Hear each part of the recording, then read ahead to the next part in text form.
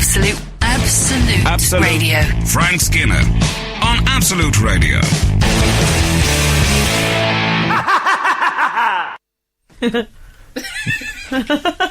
We started with a series of laughs this week. It's just as a little aide de memoire for our listeners. Yeah, ha ha. What laughs sound like? Remember that sarcastic one at school, and people said something that they thought was funny and it wasn't, and then everybody would go ha ha. Yes, brutal. It was. My Jimmy Hill chin, I'd say as well. Yeah, there's. It's like LOL and all that, but people do sometimes send back to a text. They'll say "ha ha," and I think, is that saying I laughed, or is that saying ha ha? No, I like ha ha as a text or on email, the Google chat, whatever it is. I've always thought it was a bit slow hand clap in traffic when you've done a bad manoeuvre. Oh, yeah, maybe you're right.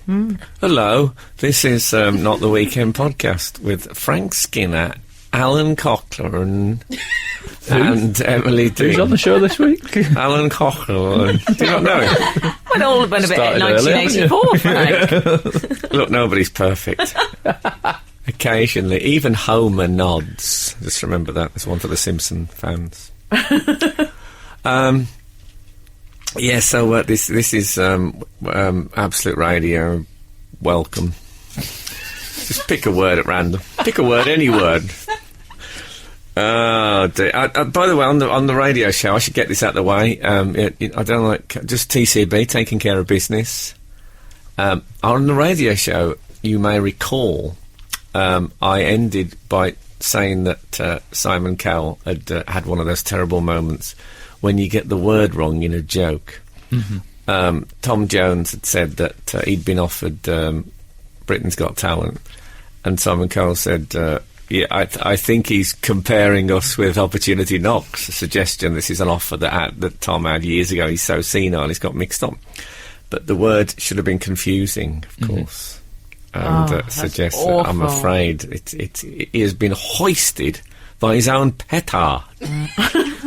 And I don't know about you, but I hate it when that happens. Oh, yeah. It's one of the worst things I'm ever. surprised he doesn't have the power to retract that. You've got the power. to edit his own speech. No, it's too late. Wouldn't it be good if you could do that? I was out with. I was at a dinner party this week. A crowded. About 12 of us, and obviously I was holding court. And as is your want. Yeah, and someone at the table knows Tony Blair. Yeah. And they said, he did a lot of acting at university. And I said, I think he should play Martin Sheen in the biopic. And they all laughed. Oh. And then I realised about 10 minutes later I met Michael Sheen. Oh. You see what the joke would be, because Michael Sheen has played him a couple of times. Yeah. So why did they laugh? Well, it made me question every laugh I got that night. It made me question every laugh I've ever got. Why did they laugh is a good autobiography title, Frank. Yeah, no, why didn't they laugh is the one I've gone for. It's more needy, isn't it? But, maybe I like to think it's because you have an innately comic delivery. Well, maybe. Someone told me that they worked with Milton Berle once, the American comic, and he said, give me any phrase you like, just say something. The bloke said, well, I don't know what you mean. He said, just say something. He said, I don't know what you mean. He said, okay, I don't know what you mean. He said, I'm going to use that as a punchline. I'll get a laugh on it now. And I'm just going to put it. Wow. Can I tell you? Sorry, I've just thought why they might have laughed. Okay. Can you hold that thought? Okay, yes, I will. So he went back on stage and he said, hey, I went to a sheep shearing contest this week. I said to the guy, you did a good job there. And he said, I don't know what you mean. And they laughed. They just laughed because it sounded like a joke. It's a terrible, cynical view of comedy. Or, alternatively, an ever-replenishable act where you just go, well, just give me any phrase and I'll make it a punchline. Yeah. He's not going to run out of stuff for his DVD, is he? No, I'm afraid what he ran out of was life. So, sorry, your theory. So, well, Martin Sheen did play the president very famously for some years. Yes. So maybe they thought it was a clever political reference to how he was in the president's pockets. Something like that, West Wing. possibly? Well, I asked why they laughed, as you can imagine. I stopped the proceedings didn't. and You said, did hold not. on a minute, why did you laugh then when I said Martin Sheen? Why did anyone laugh? I can imagine it ruin your dessert. No, it did. You didn't actually ask them that. I did. Oh, my God. I stopped the whole thing. Oh, my God. I was halfway through my lobster burger. And I actually ordered a lobster burger and didn't say and make it snappy, which I was so proud of myself. I'd restrained myself on Did that. you pause and say, OK, I've made a mistake? I know, I paused and said, hold on. That when I said Martin Sheen, I meant Michael Sheen. And they went, oh, yeah. And I said, well, no. Why did you laugh before then? And obviously there was some...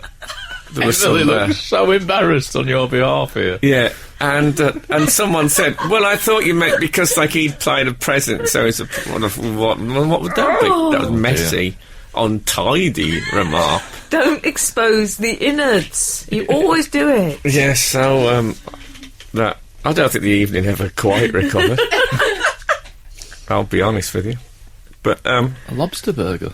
yeah, I never had one of those before. It was one of those when the waiter said to me, by the way, can I recommend you try the lobster burger? It's really very beautiful.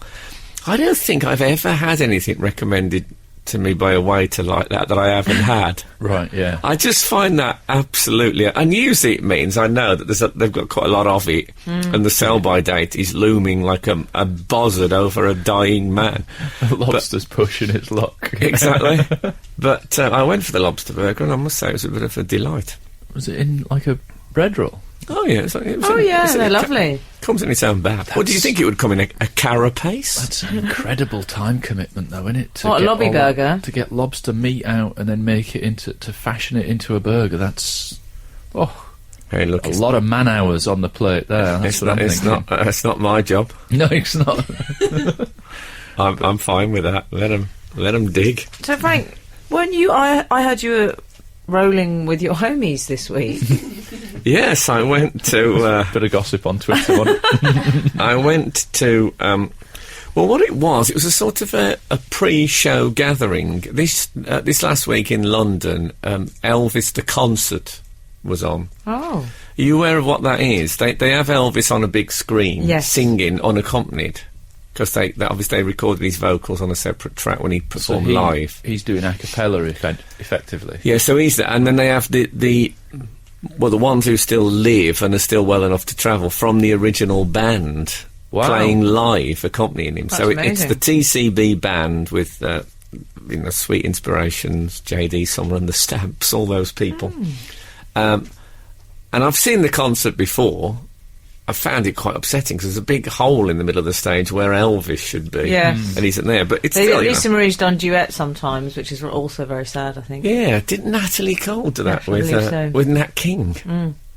Anyway, so I wasn't going to the show because I was doing Let's Dance for Sport Relief. So I just went to meet some of the Elvis band. Always exciting. And the thing is with the concert, when you see Elvis, and obviously over his shoulder occasionally on the big screen, you see things like the lead guitarist and the drummer looking about 30, and there they are in their current state as well. It's a fabulous display of mortality, and I love that. So I turned up at this hotel, and there was you could see all the white hair, the original musicians, and Tim Vine was there, Rob Brydon, both Elvis really? fans.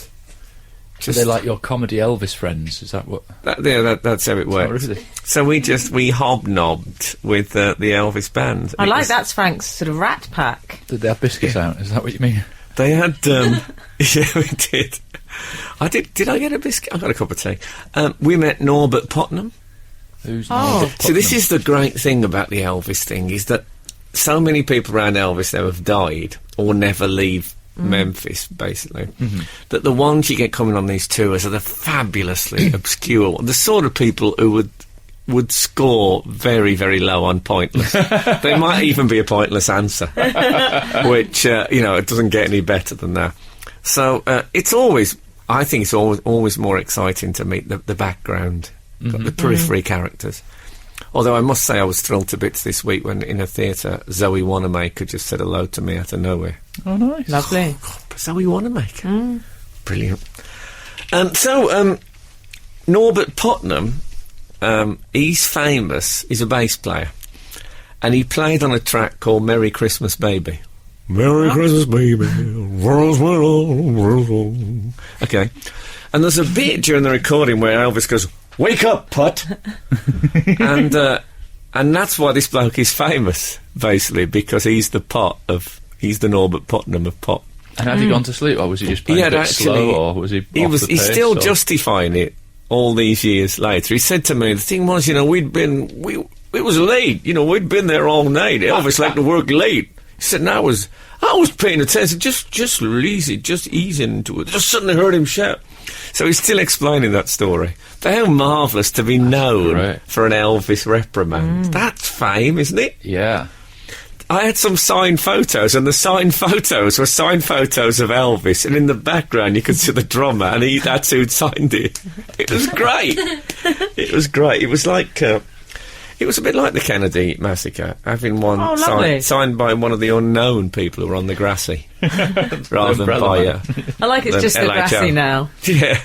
Just dispensed with the entire knoll altogether. It often crops up in our conversations, the JFK assassination. The Umbrella Man was discussed last week, or the week before, wasn't it? Fascinating. It's a recurring motif, if I'm not mistaken. So it was fabulous. I like Norbert Putnam's name, because Norbert's not a name that I'm very familiar with. So sounds like a Harry Enfield character. I only know, I think, how many Norbert... Yeah, there was an Harry Enfield, and Nobby Stiles, of course, was Norbert. Oh, is he a Norbert? No. See, Norbert Putnam, to me, makes just as much sense the other way around. He could be Putnam Norbert, and it's like Steve Bruce. Well, Steve. the drummer, Ronnie Tutt. Ronnie Tutt. I know he sounds a disapproving character. Yeah, not like him. Ronnie Tutt did a thing which brought down for me the whole Elvis convention thing, the whole nostalgia industry. In that someone said to him, that thing when Elvis used to do the karate moves and you'd sort of hit the drum as he hit each thing, where did you work that out before, or was that something that just happened on stage spontaneously? What was it, or did Elvis tell you to do it, or did you do it? And he said, I don't remember. And I thought, well, that's it. That's the nostalgia industry shot down in flames. I answered similarly at the Day of the Triffids convention. I can imagine. You know what? Why I should start doing that work, guys? I could make some extra dollar from that. You could go to one of those Comic-Con things. And all I know. Stuff. The sci-fi crowd, they never forget. Young Susan. I mean, they'd love it. There's money in Young Susan. Who's Young Susan? That's me in Day of the Triffids. Have you not seen it? No. Oh, okay. We've talked about it, though. It's true. I saw Catherine Tate the other night, and I was saying exactly the same thing to her about Doctor Who. If work dries up, she can do conventions. Yeah, conventions. Live off this now. Yeah, if you really want it. I think I know somebody who has a friend whose wife was like an early Doctor Who heroine or something, and they live off that. They live off her doing conventions. Is that Richard Dawkins? Oh, yeah, of course. Was it Dawkins? No, that genuinely is his wife, isn't it? He's married to the one that looked a bit like a cave woman. I can't remember her name now. She used to be... She was. I think she was based on Raquel Welch in 1 Million Years BC. Now that Dawkins has come up, I do have something of a confession to make. I did a gig for the Skeptic Don't make people. confessions in front of Dawkins. He doesn't like it. I did a gig for the Skeptic people a couple of weeks ago. You know, the ones that are like pro-science and Oh, yeah. Yeah, I got offered it the year before, and I said to him, I'm not really sure about this. And he said, that's perfect. That's what we're after. And so I did it. And one of ye gathered here shall betray. This is why I feel the compulsion to confess. Well... Because I think Catholicism and faith comes up on the show quite a lot, and it's probably all right for me to represent a different bit of the Venn diagram, God, yes, isn't it? Of course. But I was... what were they like as a crowd? They were all right. They were a little bit squeamish about some stuff that I did that I think they thought was anti-fattist, but... See, that's the trouble. There's no fun in them. But the rest of it, there was quite a lot of fun. And you know, when you do some events, there's sort of a voiceover guy that says the show will begin in 8 minutes, and backstage that's commonly called the voice of God. Yes. Not at the Skeptics. No, of course not. They did. What was it? Just chimp noises? Just the voiceover guy or whatever, yeah. Yeah. But yeah, that's what I did. feel bad now.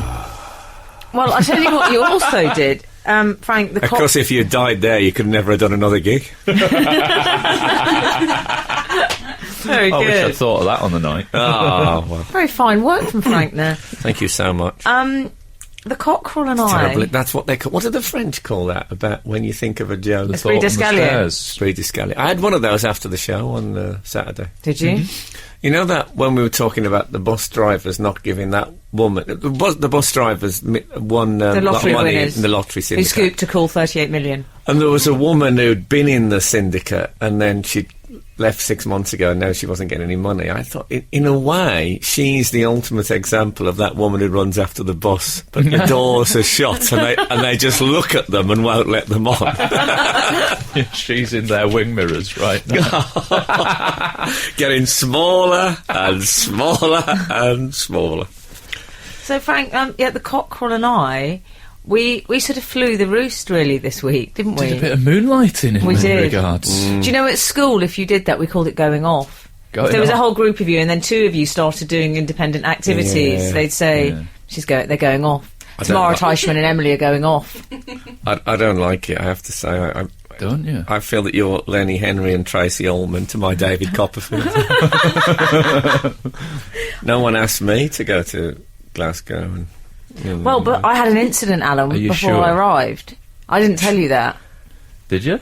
Well, I was a bit ashamed, but all I will say to sum up is that I can exclusively reveal that you don't need a passport to go to Glasgow. No, you don't. That's No, but I went home. I thought I needed one. I was told I needed it. So my Bulgarian cleaner was running across London to get it for me. Well, she might need one. Cleaner brought your passport. I haven't seen her since. No, exactly. Oh, yes, where do you keep your passport? Oh, very convenient.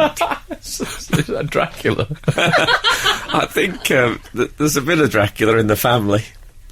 Oh, okay. So you actually... You I was told by someone that I needed it. Okay. So I sent my Bulgarian Just cleaner off ID. to get it. I know, I realised Domestic that. flights. I know, but I rung BA. I know someone in the head office, so it was fine, and I got them to check. He doesn't like flying. No, he hates it. He hates it. And also, his jewellery must set off the metal detector. Oh, it's there for ages, isn't he? Going Oh, through man. that tray. Yeah, would you... I nearly said that. God forgive me. I nearly said what you're talking about, Willis. It was one of the worst examples. The Simon Cowell moment. Yeah, that was terrible. But yeah, so the Cockerel and I did this comedy panel show together, Yes. radio thing. How did it go?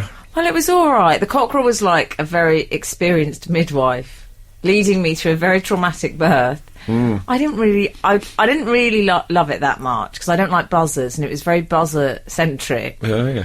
But I'm glad I did it. But then it made me realise how much I love my boys, and I just like No, being don't here. try and make me feel better. You two went off to do some fancy radio show panel game and left me here. It's like A Star Is Born, isn't it? Yeah. You know, at the end of A Star Is Born, you know, the story of Star Is Born is No. that James Mason marries Judy Garland, and Judy Garland is a minor performer, and he's a Yeah. big star. And as his career dwindles, hers rises up, and in the end, he walks into the sea and drowns himself. He can't cope with being the less famous one. Oh, dear. I went to the Barnet Copthall Leisure Centre and very nearly drowned myself. But no, Frank, you know what I noticed? The Cockerel, he did like the old green room buffet. Oh, that Yeah. does not surprise me. Did you take a bag? no, but it was great. We should say that it was actually all done by a woman who worked on the show, who just made a load of cakes, brownies, like Worked on the homemade. show? Yeah. She was a radio producer or something. Oh, I think you meant like the host or something. Sandy Toksvig did a bit of a spread. Yeah, it was Clive Anderson actually. Oh, was it? But, They're not in coincidence, neither of them can turn their heads. It's one of those moments, isn't it? People say there's no such thing as coincidence. Think again. but she'd made The loads. whole of, body has to go. She'd made loads of lovely food. How they front crawl, I'll never know. No, they were smashing, and you tucked in. Oh, I tucked in. He didn't just tuck in. I tucked in. He I totally really- filled his boots. I went for it. Sweets and savouries. It was had to Billy stop Bunter's myself. bottom Oh, bunk. I had to stop myself because I knew that there was other people were working on the show. And I thought I like to share But I did remember I told you that I was talking to Stavros Flatley, and he told me that he couldn't remember anything that he'd signed, but he remembered what was at every buffet. Yes. I felt a bit like that guy. I can't remember a single round in the show, but the sausage rolls with a bit of pickle within the sausage meat. What was that all about? Amazing. A whole bit of that. Oh, the cockerel. What Amazing. about that cranberry thing in the sausage roll? Lovely. Genuinely, she was a very good cook, that Yeah. woman. And any pork pies? There was No. there was a thing that They were she'd fairy done- cakes. The what's that millionaire's shortbread? Oh, yeah, thing? that was the things that Kath wouldn't let me buy once in a cafe. Because you were a millionaire. She said people think you're just doing it to show off.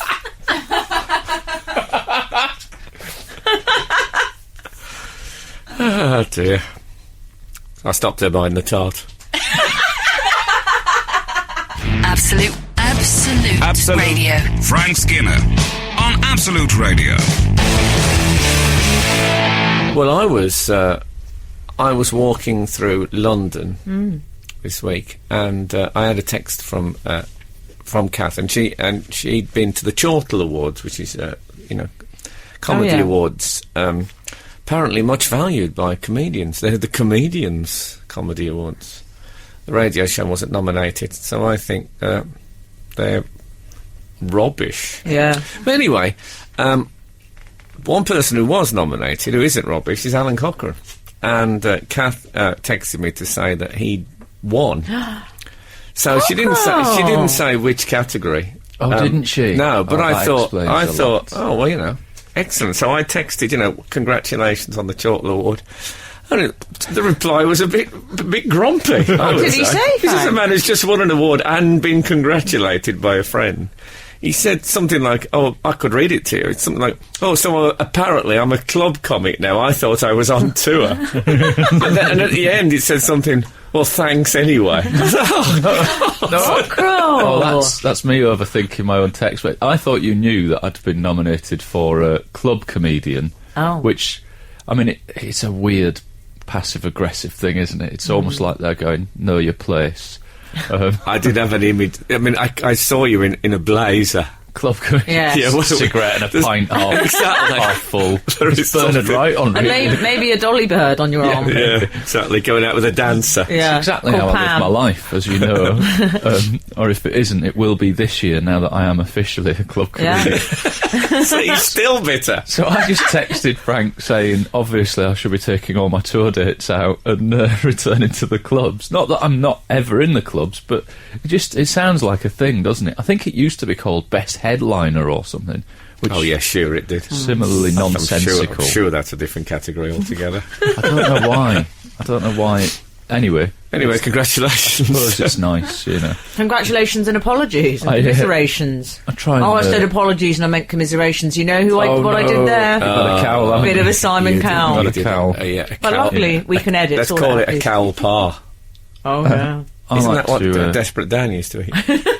I like to meet victory and defeat and treat those two imposters just the same. Very, As- very, very sensible. As they say in that overrated poem, If, by Rudyard Do you think it's I overrated? think it's overrated. Mainly because Not when Des Lynam reads it. it became the nation's favourite. I liked it when I was 15, and then about 15 years after that, the public went, yeah, it's the best poem. And you go, oh, come on. It's all no. right. You're so grumpy today, It's all right. Cockerel. Yeah, I've gone a bit. I know grumpy, what you right. mean. It's all right. It's not. No. I love it. There's some walk with kings nor lose the common touch. That's my life story. Yeah, I was going to talk to you about that. Yeah. You didn't go at that buffet like a commoner. What is the best poem ever then, Cockerel?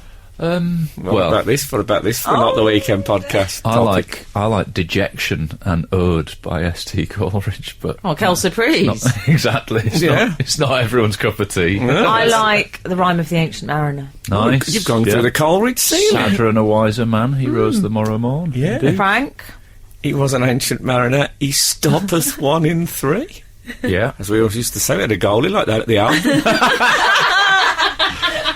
Yeah, I think my Not favourite a lot would of be... football and poetry-based jokes. not enough. I think probably Robert Frost's The Star Splitter, is it called? Oh, I don't know. I think it's The Star Splitter. It's about a man who burns down his farm deliberately to get the insurance money to buy a telescope.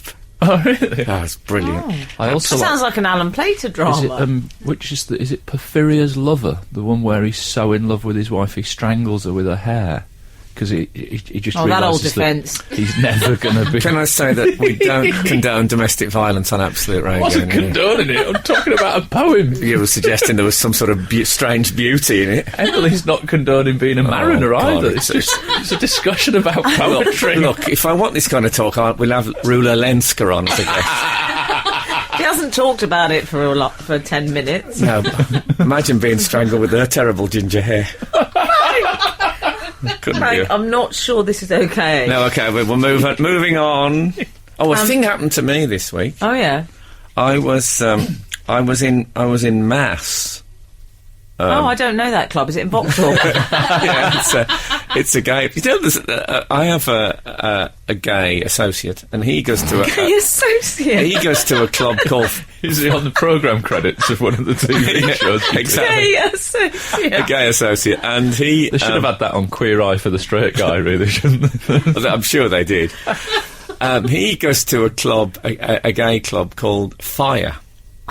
And I said there should so be a pub next door called the Frying Pan, because people would go there just to be able to say, yeah, I went out of the frying pan. They wouldn't be able to resist it. Oh. Anyway, I was in Mass, which is Catholic Mass church thing, and there was a small child, one of the most serious-faced childs. The most serious fan, in many ways, on the short list of the most serious-faced child I've ever seen.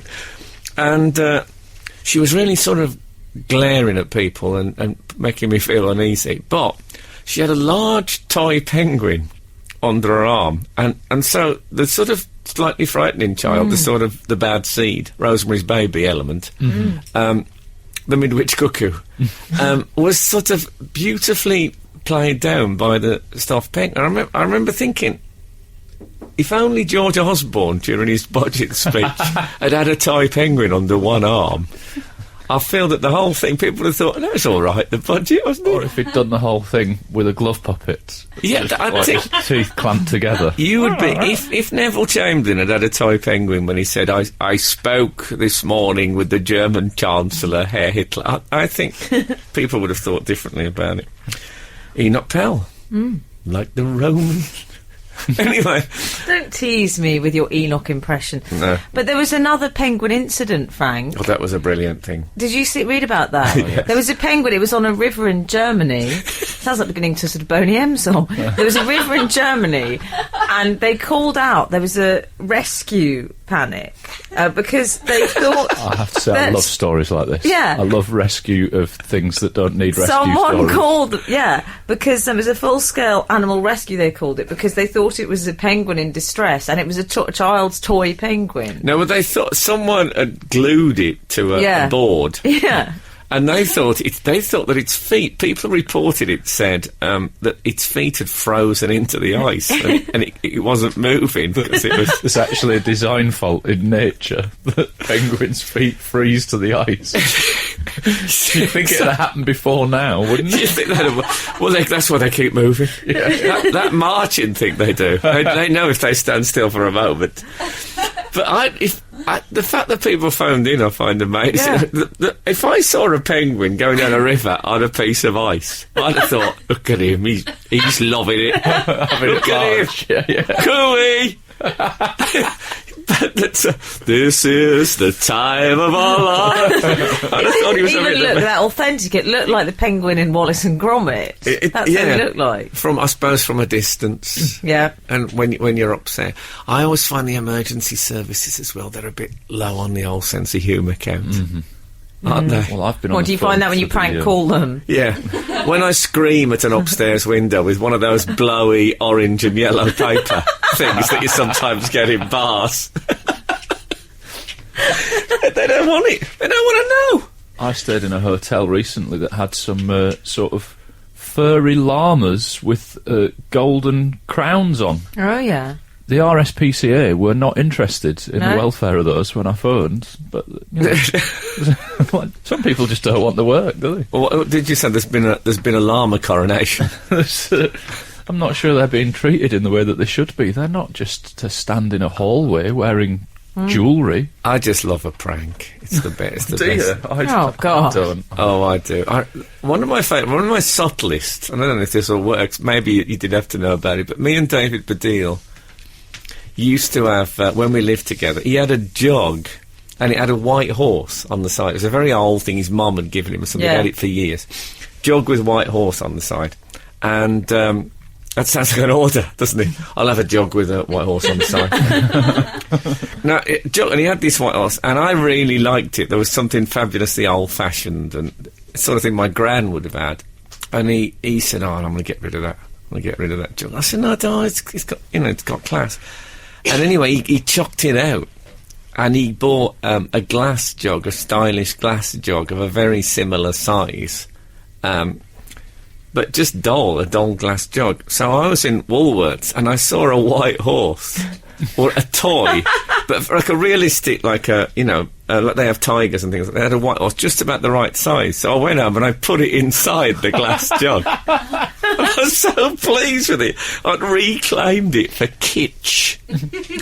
When I say kitsch, I don't mean the guy who plays John Carter in the John Carter film. Not many people have seen that film. Apparently. So it's the worst box office flop of all time. Yeah. And I loved it. Did you? I did. I went and I absolutely loved Isn't it meant to be called John Carter from Mars or from outer it. space? Man of Mars, I think, is the original. They took the outer space or Mars bit out. Yeah, which is an odd thing, because if you're going to see a film and it's called John Carter, it's a guessing game, isn't it? Yeah. Could be it's anything. not a good name. It's not a very sexy name for a film. John Carter. What about John Carter, the Unstoppable Sex Machine? That's not a movie. How soon they forget. They should have called it Norbert. What's his name? Putnam. Norbert Putnam. That would have been a good. What, Norbert Putnam, Man of Mars? You'd go and see that, wouldn't Wake you? up, Putz. Norbert Putnam, the Unstoppable Sex Machine. I'd definitely go and see. Maybe that's why he was sleepy. Frank Skinner on Absolute Radio. Absolute Radio.